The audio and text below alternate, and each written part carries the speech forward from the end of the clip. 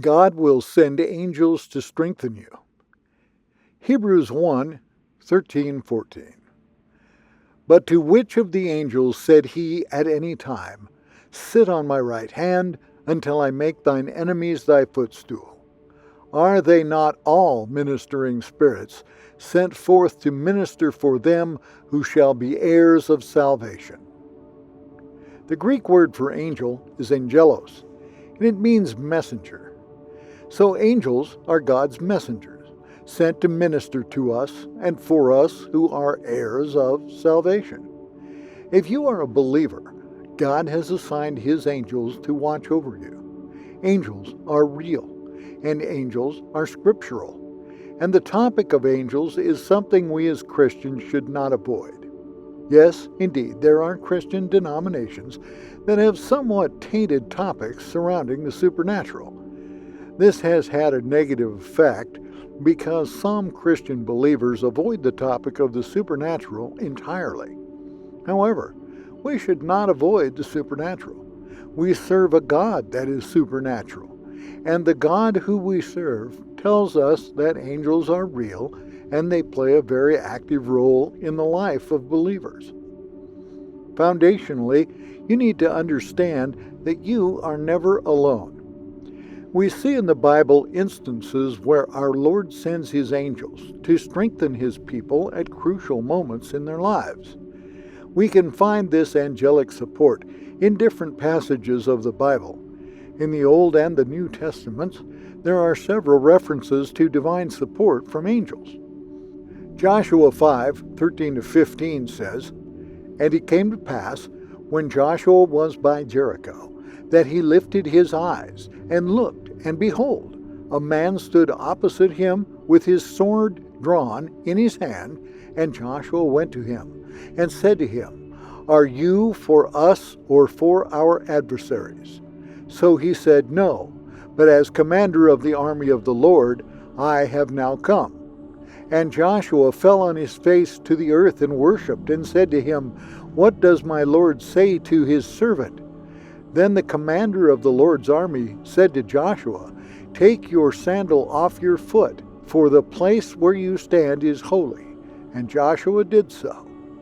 An angel of God strengthened the Israelites against their enemies in the Old Testament. No wonder the Israelites never lost a battle, except when they had sinned against God. What the angel of the Lord's army did for the Israelites is symbolic of what God will use angels to accomplish in the lives of the New Testament believers. Angels are meant to complement us in achieving God's purpose for our lives. They encourage and strengthen us when we are weak. Exodus 14:14, The Lord shall fight for you, and ye shall hold your peace. God has a vast number of resources at his disposal that he can use to deliver you out of your situation today. God has resources that you and I know nothing about. And one of those resources he has are an innumerable number of angels. God is your Father, and he is a Father who is actively interested in your life. Get this idea that God doesn't care about you and your well-being out of your head. Get this idea that you are a second-class citizen in the eyes of God out of your head. God actively cares about you. He is interested in your life. The Lord shall fight for you. God is with you in the battle. Don't give up. It's interesting to know that God sent an angel to strengthen and prepare Jesus Christ for his death. Luke 22:40-44. And when he was at the place, he said unto them, Pray that ye enter not into temptation. And he was withdrawn from them about a stone's cast, and kneeled down and prayed, saying, Father, if thou be willing, remove this cup from me. Nevertheless, not my will, but thine be done. And there appeared an angel unto him from heaven, strengthening him. And being in agony, he prayed more earnestly, and his sweat was as it were great drops of blood falling down to the ground. In response to Jesus' prayer, The Father did not take the cup from Jesus, but he strengthened Jesus by angelic messengers to be able to take and drink the cup. While Christ was not delivered from his sufferings, he was strengthened and supported under them. We are always given the grace sufficient to meet every difficulty God allows us to face. This is something we need to know. And remember, it is not that God will remove us from the situation. In some situations, God does indeed remove us from the situation and deliver us in a marvelous way. However, sometimes God won't take you out from the situation. And that is the reality. Sometimes you have to go through the fire. Sometimes you have to go through the water. But when God does allow you to go through the situation, he will strengthen you so that you can overcome the situation. I wonder how many of you have been strengthened by angels without knowing it. I wonder how many of you have been ministered to by angels without knowing.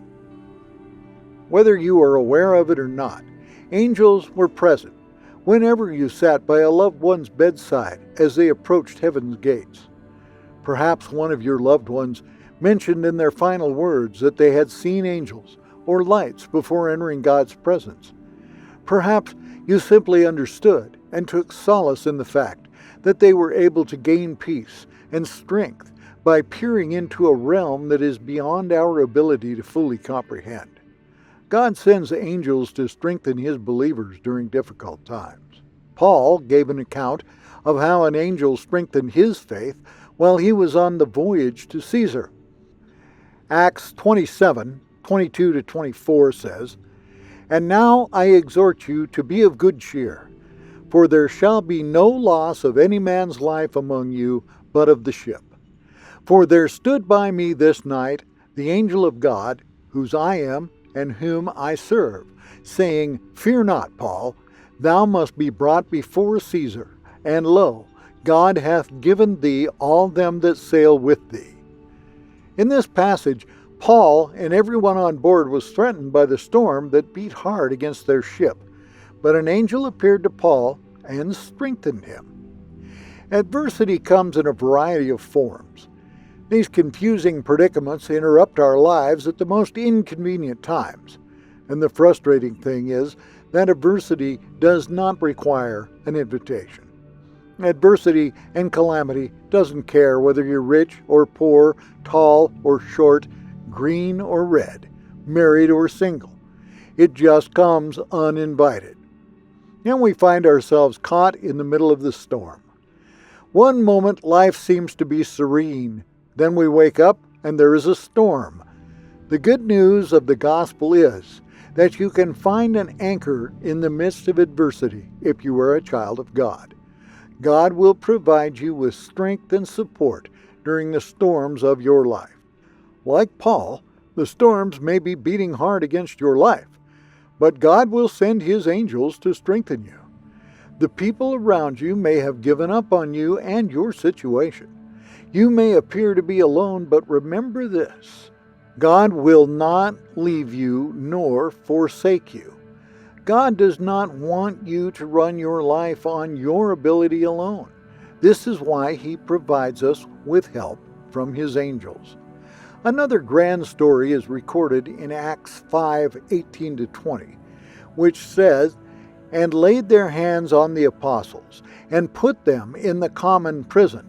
But the angel of the Lord by night opened the prison doors, and brought them forth, and said, Go, stand and speak in the temple to the people all the words of this life." The apostles were arrested and imprisoned, but an angel opened the prison doors for them and instructed them to return to the temple where they were arrested and continue to preach the gospel.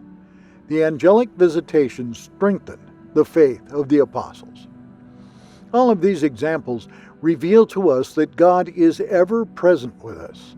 When Jesus gave us the Great Commission in Matthew 28:19-20, he promised to be with us forever. He keeps his promises over our lives. The psalmist says that God will give his angels charge over us to keep us from dashing our foot against a stone. Psalms 91:11 and 12. We must note that angels are not to be worshipped or prayed to. Worshipping angels specifically goes against the first commandment of God. It is only God who deserves our praise. We read in Genesis 20:3, "You shall have no other gods before me." The issue with idolizing angels is that people mistakenly believe that if they can win the favor of angels, they can win the favor of God. No living saint, priest, or angel is required for us to pray to God. Our high priest and mediator is Jesus Christ.